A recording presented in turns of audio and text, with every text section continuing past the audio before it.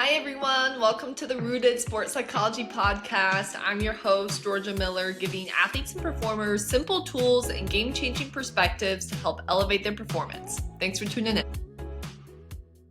Today we're going to talk about how to manage your mistakes better so you can learn from them, move forward, and enjoy your sport more. If mistakes in your mind are so scary, then you're going to start to play to avoid making mistakes. You can get really timid, tense, and start to play it safe. Nothing about that avoidant mode is fun, and you certainly don't play your best when you're playing to avoid making mistakes. Mistakes are a natural part of the game. If there weren't mistakes in sports, then it would be pretty boring to watch. It would be so predictable. And this is definitely a relatable subject for everybody. Mistakes never stop. Just like a chef, they might forget to leave an egg out of a recipe. Or the finance guy who miscalculates a few numbers. Maybe you forget about a meeting and now you're late. We see mistakes everywhere, they never stop. So the earlier you can learn a process on how to manage your mistakes, the better. I have 3 main points this episode. Goal is to just take one thing away from it, whether it's a shift in your perspective or maybe just a word that really resonates with you.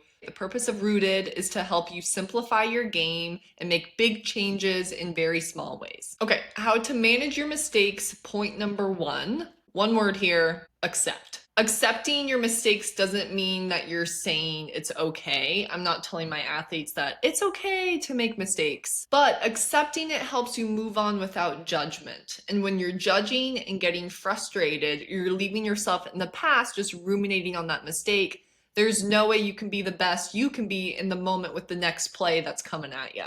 I think this is especially relevant for golfers and accepting their bad shots. If a golfer, let's say, slices into the woods and they don't accept that they did that, maybe they're trying to figure out what happened in their swing, or they're just cursing themselves and losing all composure on the course. They are not getting themselves set up to hit a great recovery shot and set themselves up for an even better shot to get onto the green. So accepting it is the very first step when you make an error. Again, you're not saying that mistakes are okay and I'm happy to be making them. No, but you know they're a natural part of the game. You know they're going to happen. So accept the fact and then get yourself moving on to whatever you have to do next. That's when we can become solution focused.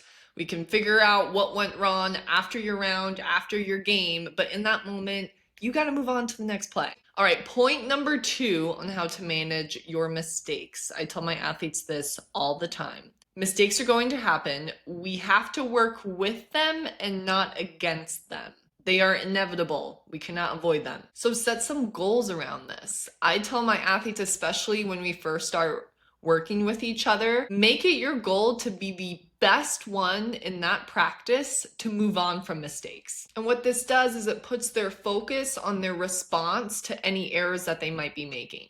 If one of the quarterbacks I'm working with throws a pick, he's being very intentional about how he's moving on and getting ready for the next play.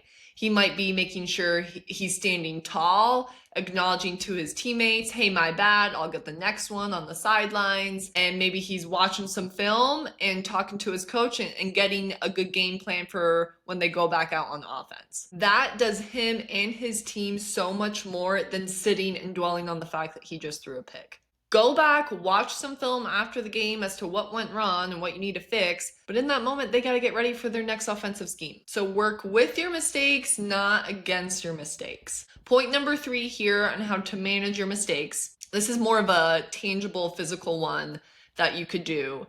Write out your responses. I like to have my athletes write out anything that might set them off. So maybe that's missing a shot. Maybe it's a bad call from a ref or turning the ball over.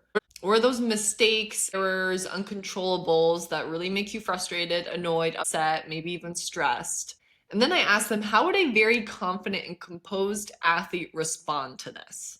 And then they tell me their answer. We have them write it out.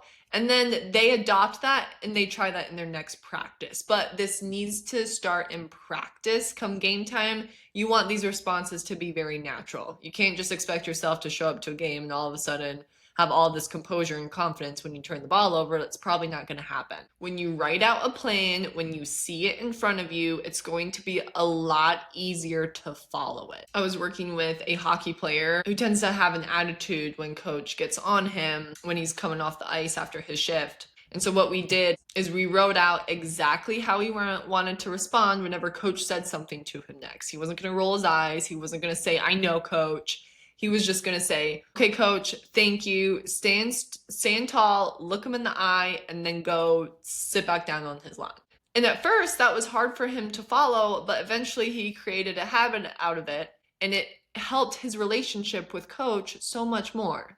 He wasn't giving him attitude. He knew exactly what to do, so he didn't have to think about what he was going to say or do in the moment. He already knew the plan. And even if his emotions were high, even if he was frustrated with himself or with coach, he was still able to control his actions and his behaviors in that moment. And I get it, when emotions are high, it's hard to be like, what the heck am I supposed to be thinking right now? That's why I have a lot of my golfers, we call it a reset card. And if they have a bad shot, if they're starting to get really outcome focused and worry about score, and maybe they're starting to rush, we literally have them pull out this card that they wrote down with good cues. This is when they were their calm, rational self, and they were just writing some good reminders for them. And they pull it out, they read it, and they're like, okay, this is exactly what I need to do. And then they stick it back in their yardage book or their golf cart or bag, whatever it might be. But that helps them stay composed and confident and focused when emotions start getting too high. Just like when you're in a relationship, if you both are angry and frustrated at each other, that is not going to be a productive conversation.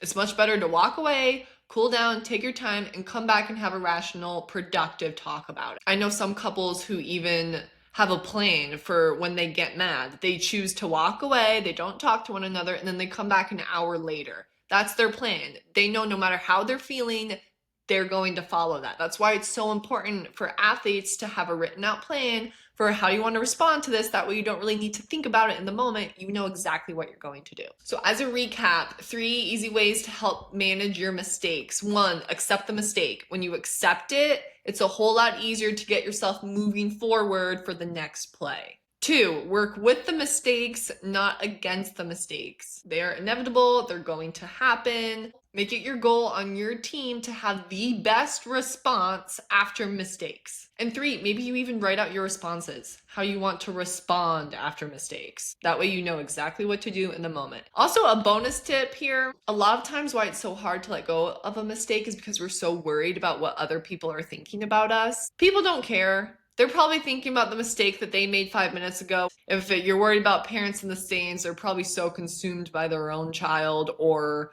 the stress at work that they're feeling and what they have to do when they go home. People are not thinking about your mistake. You're the only one that's thinking about it. So you might have to remind yourself of that 10 times in a game. And that's okay. Keep reminding yourself. All right, everybody, thank you for joining in on this week's episode. If you're interested in one-on-one coaching, please call in at 786-833-8585 or reach out to my email, georgia@rootedsportspsychcoach.com, and that is in today's description. Have a good day.